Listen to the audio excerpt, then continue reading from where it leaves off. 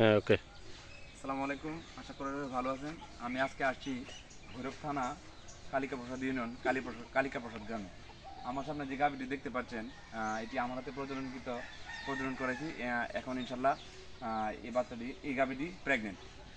তো এইটি প্রেগনেন্ট করতে যায় সেটা একটু ঝামেলা হয়েছে। তো ঝামেলা হলো, এই গাভীটি আমি বীজ দেওয়ার আগে খামারি 4 থেকে 5 বার এই করায়, কিন্তু গাভীটি বীজ কনসেপ্ট করে নাই। তো এমন অবস্থায় খামারি আমাদেরকে ডেকে নিয়ে আসার পর আমি যেটা উপলব্ধি করলাম যে জরাইতে সমস্যা ছিল। আমি প্রথম মাসে জরাই চিকিৎসা দিই এবং পরবর্তীতে পরের মাসে থেকে ইনসেমিনেশন করি। এখন আলহামদুলিল্লাহ 5 মাস প্রেগনেন্ট আছে।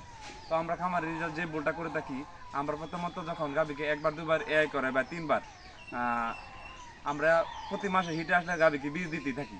তো 1 বার 2 বার 3 বার এআই করবেন, এরপরে যদি গাভী বীজ না রাখে কোনো কারণে, তাহলে অবশ্যই ভালো একজন এআই কর্মী বা ভালো একজন ভেটেরিনারি সার্জন দিয়ে আগে গাভী কী কারণে বীজ রাখছে না সেটা অ্যানালাইসিস করবেন এবং তারপর গাভীকে বীজ দিবেন। তো যারা হলিস্টিয়ান ফ্রিজিয়ান গাভী পালন করেন তারা অবশ্যই এই কাজগুলো করে থাকবেন এবং সেই সাথে যখন গাভী পালন করবেন, দুগ্ধবতী অবস্থায় গাভীকে ক্যালসিয়াম মিনারেলস সাপ্লিমেন্ট দিবেন এবং সেই সাথে প্রতি 3 মাস পর ক্রিমের ডোজ দিবেন। আসসালামু আলাইকুম, সবাই ভালো থাকবেন। আমাদের তো আর হাওয়াইছে নাকি?